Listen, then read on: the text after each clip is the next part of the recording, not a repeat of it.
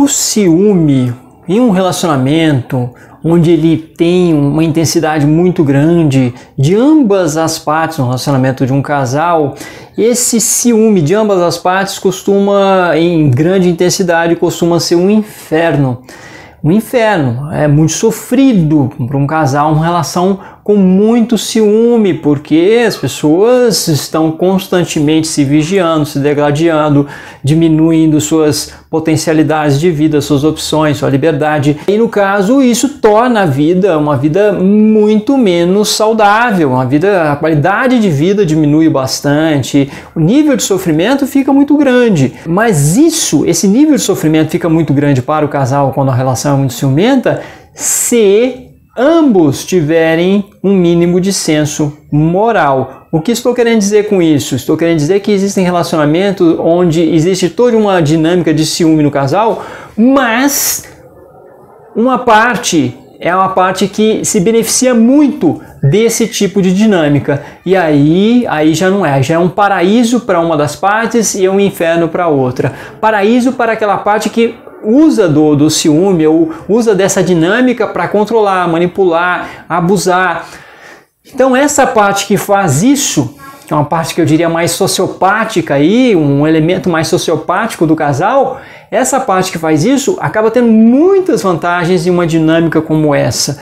Então um relacionamento com muito ciúme, às vezes ele é muito sofrido para uma das pessoas do casal e às vezes ele é muito vantajoso para a outra pessoa, e que é muitas vezes a pessoa que manifesta toda a questão do ciúme e tudo, mas é mais no sentido de estar controlando e abusando do outro, e tendo uma relação com o outro que é uma relação abusiva, não é simplesmente essa relação de conflito, de tensão, mas que acaba se sobrepujando ao outro.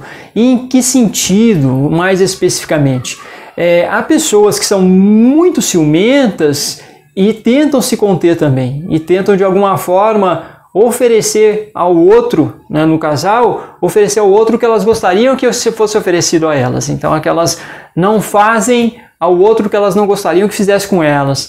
Então elas tentam se cuidar, tentam o máximo possível, e são, em boa medida, muito fiéis em vários níveis e tudo. Essas pessoas, elas têm muito ciúme, sofrem muito com isso, porque elas estão tentando também se enquadrar nessas regras praticamente impossíveis que elas mesmas criaram. Então esse tipo de pessoa sofre muito, mas existe um outro tipo, ou pessoas que se assemelham mais, se aproximam mais de um outro tipo, que seria um tipo mais, um comportamento mais sociopático, que simplesmente exige muito do outro, que é aquela coisa, né? Faça o que eu falo, mas não faça o que eu faço, mas jamais vai dizer o que faz. Então nunca vai chegar nesse ponto. Então são pessoas que têm um comportamento completamente errático, com infidelidades reiteradas, extremas, um comportamento sociopático mesmo, e exigem demais da outra pessoa mesmo assim. Então elas são absurdamente possessivas, controladoras, estão fazendo o quê? Estão abusando, então dentro de uma relação abusiva, sendo o polo abusador.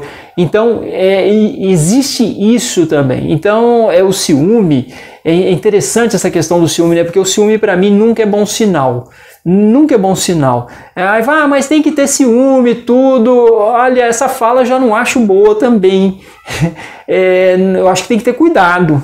Não ter ciúme, não ter um comportamento de controle total do outro, um comportamento agressivo, de castração, de diminuição das opções de vida do outro, diminuição da qualidade de vida do outro. Não, isso não é saudável. E aí, isso é ciúme, tem muito ciúme que faz isso. Então, essa tentativa de dar uma coloração mais bonitinha para o ciúme, de que tem que ter ciúme, de que quem não tem ciúme não ama. Não ama quem não cuida. E não cuidar não é necessariamente ficar só ali rodeando o outro como se fosse uma posse. Não, cuidar, há a possibilidade de cuidar de diversas maneiras do outro. Pode ser que ocorra isso também.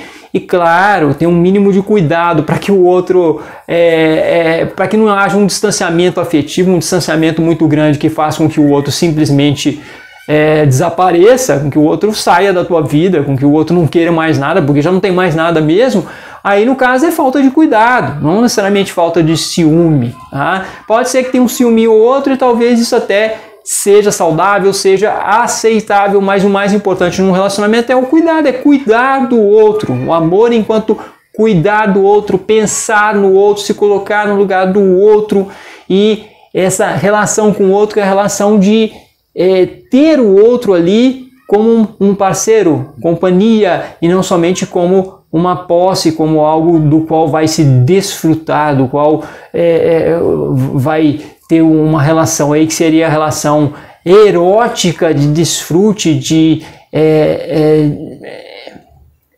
essa relação de voracidade, de que dizer que ama o outro como ama, por exemplo, o frango, porque em alguns casos talvez seja muito assim, pessoas que amam as outras numa relação mais eros, muito menos filia e ágape, segundo uma concepção mais grega. Então, essa relação de possuir, de ter posse, de devorar o outro, de querer o outro para si, o outro dentro de si, e é uma relação que até pode destruir o outro, porque muitas vezes até se configura como aquilo: se você não for minha, não vai ser de mais ninguém, aquela coisa assim, que às vezes surge nesse tipo de amor que mata, de amor que devora, de amor que destrói. Então é 100% erótico. E numa concepção grega clássica, teríamos que ter também uma relação de compartilhamento, uma relação de afilia, de amizade, de companheirismo, e a relação também de cuidado muito forte, de doar-se, que é a mais próxima de ágape, do amor divino. E aí nós temos aí um rol, uma coleção enorme de falas que talvez sejam falas tipicamente abusivas, em relacionamentos abusivos, relacionamentos em que existe esse polo psicopático abusando e tendo muitas vantagens em relação ao outro, e numa relação onde também expressa aí posse, muito ciúme, talvez essa coloração muito mais erótica do que fraternal, ou quase que totalmente erótica, e sem fraternidade, sem doação, sem companheirismo. E no rol dessas falas abusivas existem várias, porque sem mim você não é ninguém, como é que você vai conseguir viver nessa vida sem mim? Existem muitas falas assim que fazem com que o outro lado fique amedrontado, sem a companhia daquele polo abusador e chantagista, com muitas chantagens também, chantagem de que se você for embora eu vou fazer isso, vou fazer aquilo, coisas muito extremas, e com aquela ameaça de agressividade muito intensa sempre no ar, de agressividade heterolesiva, vamos assim dizer, porque talvez a autolesiva seja menos preocupante, mas essa ameaça ao outro, a própria integridade do outro: se você não estiver comigo não vai ser de mais ninguém, de que eu sou capaz de tudo, disso, daquilo. Claro, há casos também que as pessoas ameaçam muito a si mesmas e acabam manipulando o outro com isso. Essas ameaças reiteradas de suicídio, ameaças reiteradas em relação à própria integridade pessoal, para fazer com que o outro se comporte exatamente da maneira que gostaria que o outro se comportasse e tudo. Pois é, pessoal, esse vídeo talvez tenha sido um vídeo um pouquinho mais curto, mas acho que foi dado o recado aqui. Espero que a partir disso vocês consigam ter aí alguns insights, e se tiverem, por favor, coloquem nos comentários. Se não tiverem também, coloquem qualquer coisinha lá, uns pontinhos, escrevam um olá, um bom dia, que isso ajuda a alimentar o algoritmo do YouTube, assim como você dando seu like, seu dislike, compartilhando o vídeo nas redes sociais, se inscrevendo no canal. Estou colocando na descrição, ou até mesmo no primeiro comentário fixado, os links para meus livros na Amazon. Então fiquem à vontade aí para adquirir os livros, para conhecer, ter um pouco ideia de como é meu trabalho, de como eu venho produzindo conteúdo aqui para vocês no YouTube. E também o link para minha última publicação, que é meu último livro, Agonia e Sonho, Memórias e Reflexões de um Psicólogo nos Meandros do SUS. Um livro com escritos sobre as minhas experiências pessoais, profissionais, como psicólogo do SUS, em histórias que eu narro ali, de eventos e passagens e interação com pacientes, e que tratam de eventos extremos, muitas vezes impactantes, emocionantes, e minhas reflexões sobre esses eventos e sobre uma série de conceitos correlacionados. Obrigado e até a próxima!